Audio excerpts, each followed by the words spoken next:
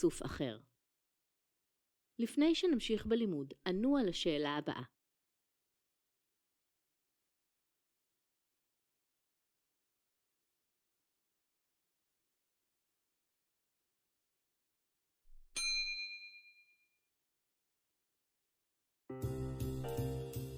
כדי למנוע שימוש בחשבון המשתמש האישי וגישה לא מורשית למערכות הארגון, בעוזבנו את הכנת העבודה, גם אם לפרק זמן קצר מאוד, יש לסגור את ממשקי המערכות השונות. כדאי לנעול את המחשב באמצעות לחיצה על מקשי Windows Key ו-L, ואף להפעיל שומר מסך מוגן סיסמה. בנוסף, בעוזבנו את עמדת העבודה, לפגישות לארוחת צהריים וכמובן בסיום יום העבודה, יש לאחסן מידע חסוי בארון נעול או בכספת נעולה, ולנעול את המשרד. ענו על השאלה הבאה.